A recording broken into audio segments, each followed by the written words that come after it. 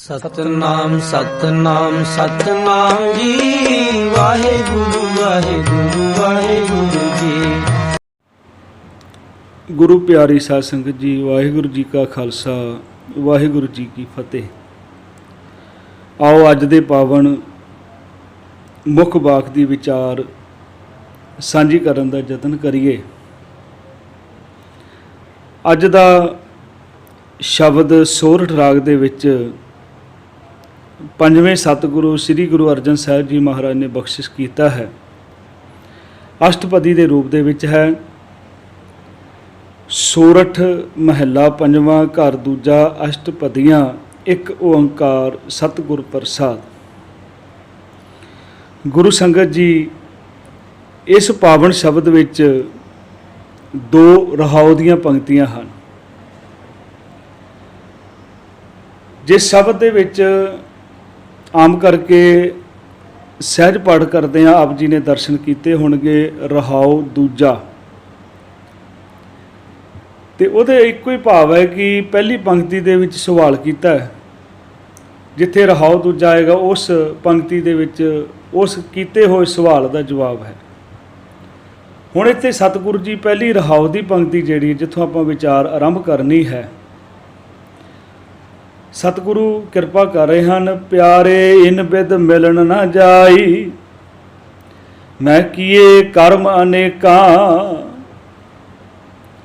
किहड़े कर्मां नाल परमात्मा की प्राप्ति नहीं हो सकती, वो जीवन दे विच कीते हुए कर्म व्यर्थ चले जाते हैं। तो इस करके सतगुरु महाराज, मैं तेरी शरण विच आया हाँ। हार परियो स्वामी के द्वारे दीजै बुद्ध विवेका। इस करके मैं इन्हां कर्मां दा आसरा छड्ड के, इन्हां कर्मां दा सहारा छड्ड के, हे परमात्मा तेरे दर ते आके डिग्या हाँ। ते बेनती करदा सतगुरु महाराज, मैनू बुरे ते भले दी परख करन वाली मत बख्शिश कर। विवेक दान आपां रोज़ मंगदे हाँ। विवेक दा अर्थ हुंदा मंदे चंगे दी परख करनी आज। ते किहड़े कर्म हैं जिन्हां करके परमात्मा का मिलाप नहीं हो सकता, वो व्यर्थ चले जाते हैं। आओ सतगुरु महाराज ने विस्तार के नाल बख्शिश की है। पाठ पढ़ियो अर वेद विचारियो, निवल भयांगम साधे। मनुख वेदां का पाठ करता है, धार्मिक पुस्तकां नूं पढ़ता है, विचारता है। पाठ पढ़ियो और वेद विचारियो, ये गल साडे ते भी लागू हुंदी है। जे सिर्फ असी पाठ रटन कर रहे हैं, जे उन्होंने विचार ही रहे हैं, पर उन्होंने जे जीवन दे विच धारण नहीं करते, ये गल साडे उपर भी 100% लागू होती है। सतगुर किरपा कर रहे हैं। पाठ पढ़ियो और वेद विचारियो, निवल भयंगम साधे। ਆਪਾਂ ਸੁਖਮਨੀ ਸਾਹਿਬ ਦੇ ਵਿੱਚ ਵੀ ਪੜ੍ਹਦੇ ਹਾਂ, ਨਿਉਲੀ ਕਰਮ ਕਰੇ ਬਵਾਸਣ, ਜੈਨ ਮਾਰਗ ਸੰਜਮ ਅਤ ਸਾਧਨ। ਨਿਉਲੀ ਕਰਮ ਜੇ ਆਪਾਂ ਬਹੁਤ ਸੌਖੇ ਤਰੀਕੇ ਨਾਲ ਸਮਝਣਾ ਹੋਵੇ, ਜਿਸ ਤਰ੍ਹਾਂ ਬਾਬਾ ਰਾਮਦੇਵ ਆਪਣੇ ਪੇਟ ਦੀਆਂ ਅੰਦਰਾਂ ਨੂੰ ਘੁਮਾਉਂਦਾ ਹੈ, ਉਹਨੂੰ ਨੌਲੀ ਕਰਮ ਕਹਿੰਦੇ ਹਨ। ਅਤੇ ਉਹ ਇਸ ਕਰਕੇ ਯੋਗ ਮਤ ਵਿੱਚ ਦੱਸਿਆ ਜਾਂਦਾ ਕਿ ਇਹਦੇ ਨਾਲ ਕਬਜ਼ ਨਹੀਂ ਹੁੰਦੀ, ਪੇਟ ਸਾਫ਼ ਰਹਿੰਦਾ ਹੈ। तो भयंगम शब्द जिहड़ा है, ये शब्द योग मत दे विच कुंडलनी नाड़ी करके इनू प्रसिद्ध किया गया।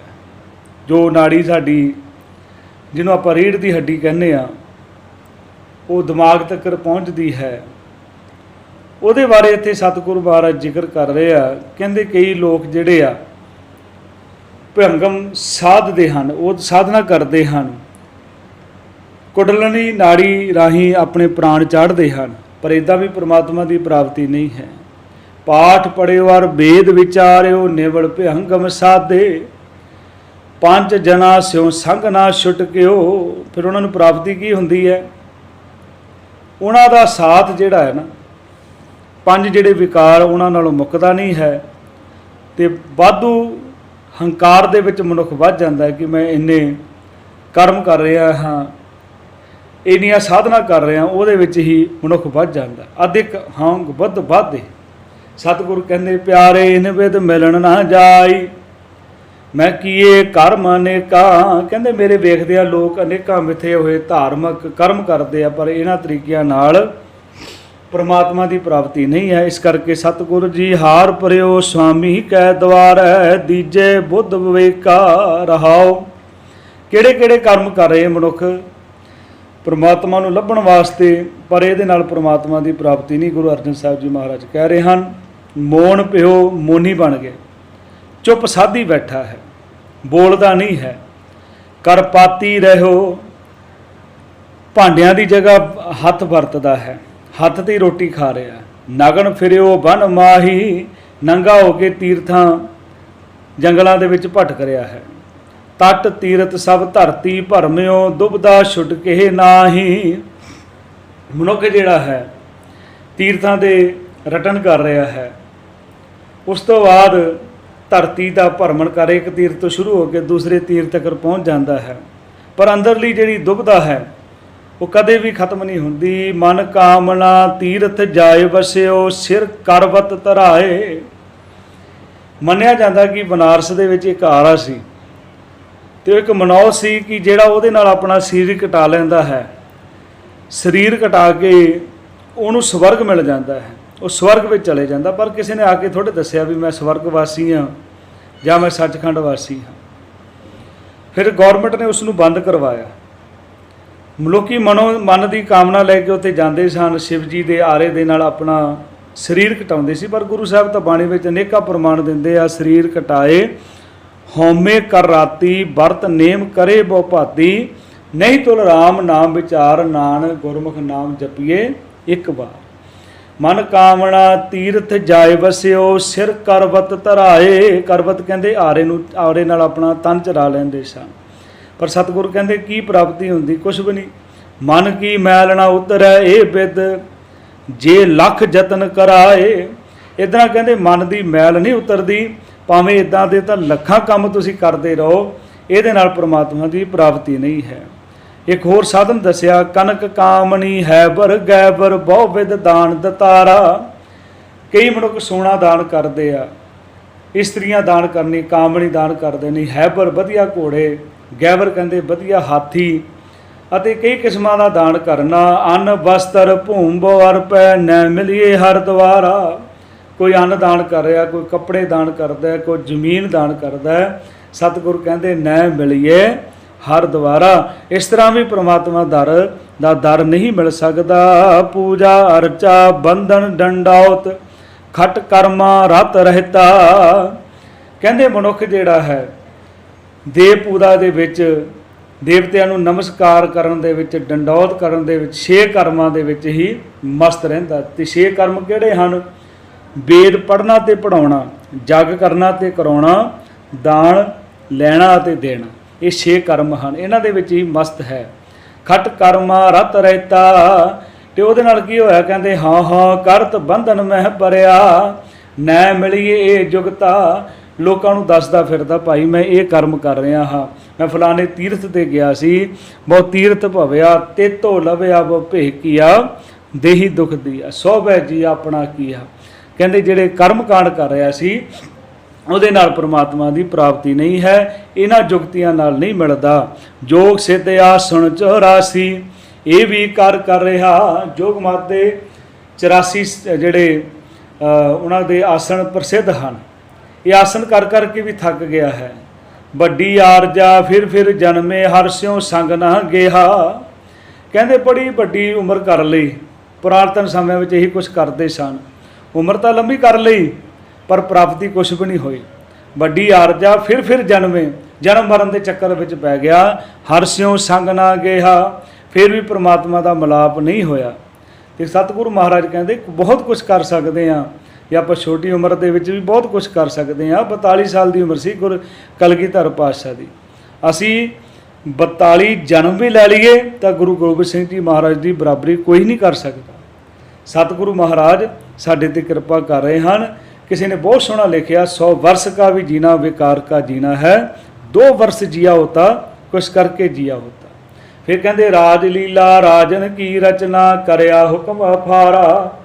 ਕਈ ਐਸੇ ਹਨ ਜੋ ਰਾਜ ਹਕੂਮਤ ਦੇ ਰੰਗ ਤਮਾਸ਼ੇ ਮਾਣਦੇ ਆ ਤੇ ਰਾਜਿਆਂ ਵਾਲੇ ਠਾਠ ਬਾਠ ਬਣਾ ਕੇ ਰਹਿੰਦੇ, ਲੋਕਾਂ ਉੱਤੇ ਹੁਕਮ ਕਰਦੇ ਹਨ ਤੇ ਉਹਨਾਂ ਦਾ ਹੁਕਮ ਕੋਈ ਮੋੜਦਾ ਨਹੀਂ। ਅਫਾਰਾ ਜਿਸ ਨੂੰ ਕੋਈ ਮੋੜ ਨਾ ਸਕੇ। ਸੇਜ ਸੋਹਣੀ ਚੰਦਨ ਚੋਆ ਨਰ ਘੋਰ ਕਾ ਦਵਾਰਾ। ਕਹਿੰਦੇ ਜਿਹੜੀਆਂ ਸੇਜਾਂ ਮਾਨਣੀਆਂ ਜਾਂ ਅਤਰ ਲਾਉਣੇ, ਜਿਹਨੂੰ ਆਪਾਂ ਸੈਂਟ ਕਹਿੰਦੇ ਆ, ਸੈਂਟ ਲਾਉਣੇ, ਅਤਰ ਲਾਉਣੇ, ਇਹ ਸਭ ਕੁਝ ਇੱਕ ਭਿਆਨਕ ਨਰਕ ਵੱਲ ਲੈ ਕੇ ਜਾਣ ਵਾਲੀ ਗੱਲ ਹੈ, ਕਿਉਂਕਿ ਇਹਨਾਂ ਨੂੰ ਪ੍ਰਮੁੱਖ ਸਮਝਦੇ ਸਨ।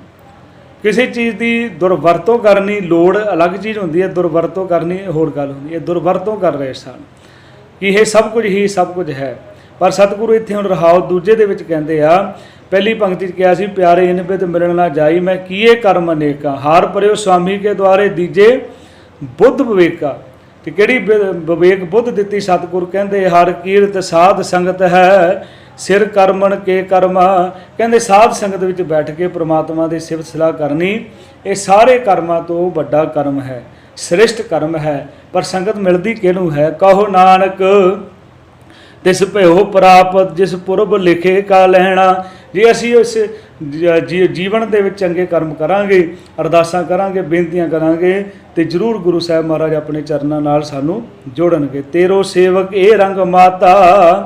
ਕਹਿੰਦੇ ਹੇ ਪ੍ਰਮਾਤਮਾ ਤੇਰਾ ਸੇਵਕ ਤੇਰੀ ਸਿਫਤ ਸਲਾਹ ਦੇ ਰੰਗ ਦੇ ਵਿੱਚ ਹੀ ਰੰਗਿਆ ਰਹਿੰਦਾ ਹੈ। ਭੈਉ ਕਿਰਪਾਲ ਦੀਨ ਦੁਖ ਭੰਜਨ ਹਰ ਹਰ ਕੀਰਤਨ ਇਹ ਮਨ ਰਾਤਾ। ਸਤਿਗੁਰੂ ਮਹਾਰਾਜ ਇੱਥੇ ਕਿਰਪਾ ਕਰਦੇ ਆ, ਦੀਨ ਦੁਖ ਭੰਜਣਾ, ਦੀਨਾਂ ਦੇ ਦੁੱਖ ਦੂਰ ਕਰਨ ਵਾਲਾ ਪ੍ਰਮਾਤਮਾ ਜਿਹੜਾ ਹੈ। ਭਇਓ ਕਿਰਪਾਲ ਦੀਨ ਦੁਖ ਭੰਜਨ ਹਰ ਹਰ ਕੀਰਤਨ ਇਹ ਮਨ ਰਾਤਾ। ਇਹ ਪ੍ਰਮਾਤਮਾ ਤੇਰੀਆਂ ਸਿਫਤਾਂ ਦੇ ਵਿੱਚ, ਤੇਰੇ ਗੁਣਾਂ ਦੇ ਵਿੱਚ ਸਾਡਾ ਮਨ ਰੰਗਿਆ ਰਵੇ। ਇਹ ਸਾਡੀ ਤੇਰੇ ਚਰਨਾਂ ਦੇ ਵਿੱਚ ਅਰਦਾਸ ਹੈ। ਭਇਓ ਕਿਰਪਾਲ ਦੀਨ ਦੁਖ ਭੰਜਨ ਹਰ ਹਰ ਕੀਰਤਨ ਇਹ ਮਨ ਰਾਤਾ। ਰਹਾਉ ਦੂਜਾ, ਸਤਿਗੁਰੂ ਮਹਾਰਾਜ ਕਿਰਪਾ ਕਰਨ, ਸਾਰਿਆਂ ਤੇ ਬਖਸ਼ਿਸ਼ ਕਰਨ, ਹੋਈਆਂ ਭੁੱਲਾਂ ਦੀ ਖਿਮ ਬਖਸ਼ਣੀ। ਬੁਲਾਓ ਫਤਿਹ। ਵਾਹਿਗੁਰੂ ਜੀ ਕਾ ਖਾਲਸਾ, ਵਾਹਿਗੁਰੂ ਜੀ ਕੀ ਫਤਿਹ।